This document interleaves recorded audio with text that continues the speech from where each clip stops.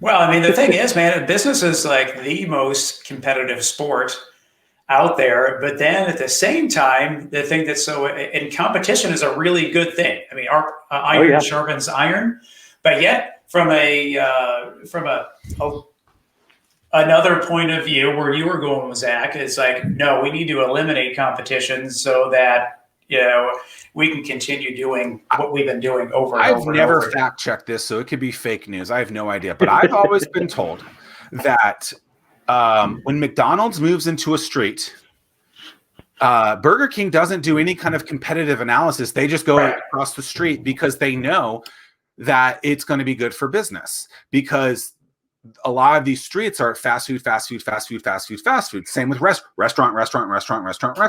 Because Perfect the example. density of that builds up, right? And so Home Depot and Lowe's.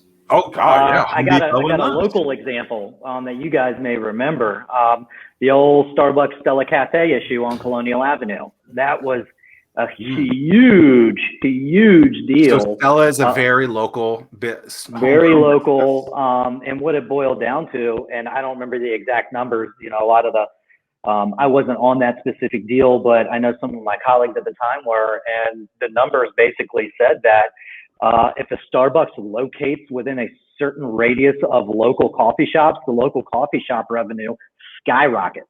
I mean, you have two different, generally, not always, and there was types of clientele, right? Across the street, basically, anyway, in that situation. So I never understood why. Maybe not across the street, maybe a block and a half down the road, and then a block and a half the other way too.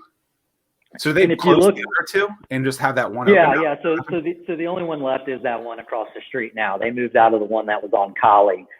There's some other local cafe, but I mean, even if you look historically, I mean, going back hundreds and thousands of years in the market, all the fish people were by side, all the carpet people were in one area, all the meat people were in another area, spices. I mean, that's just how things have always been.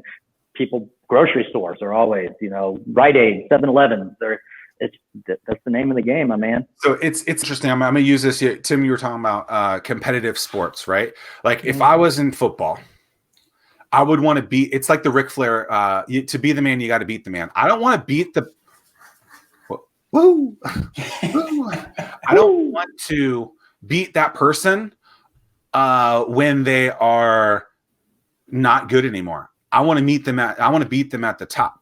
At the peak, right? yeah. Right. So like if I ever got fast enough to beat you in a race, Tim, you better damn well still be fast. I don't want to beat you because you're injured or you're 90 years old or anything like that. Like I want to beat you on top. So there's 3 guys that are doing this triathlon with me. And the guy who won last year, I basically told him, I was like, don't you dare slow down because I want to beat you on the top. I don't want you to have a down year because I'm not. And people think competition's healthy, man. But it's like, I've always been like that. Like, yes, I would love to win, but there is nothing worse than losing to someone who basically didn't show up. Right. It's a race to the bottom at that point. And the 3 you guys right now are all friendly, and it's a friendly competition, but it's still a competition, and all 3 of you are elevating your game as a result. That's so true too, because I remember going into the race, I was like, I will hope that I could go about 6:15 total, right? For all 3 of the stuff. And then when Jay Proc, who ended up winning the race, was like, oh, these are my times. This is what I think I'm going to do. I was like, well, we're going to have to go a lot faster than that. And I went about 34 minutes faster than that. I went 5:40, I think, 5:41, something like that. But him, just like you're talking about, Tim, he elevated us up there. And so that competition's good. And it probably means that you're going to get people who, not only from a restaurant perspective, but from the startup community perspective, a lot of people have always talked about, myself included, is the density is so necessary of these businesses, because what happens if that one closes? You recruit, someone to get here. Well, what happens if that business closes? Where are they going to go work after that? Well, there's no place to work. Well, then they're going to move. And so you have to have that density of. Yeah, and you get better products. If somebody's trying to beat you, I mean, everybody's always refining. So at the end of the day, the competition oftentimes breeds better innovation. Are you stuck at your home office, socially distanced coffee shop, or your fancy all bricked out corner office wondering why no one can see your business and sales are all over the place? Sounds like you need a pro. That's why I developed the Anomaly Academy. Insert clever copy here. Oh, I guess I was supposed to put something else there. Oops. You can grab access to the Anomaly Academy now at zackmillersays.com/Anomaly Academy.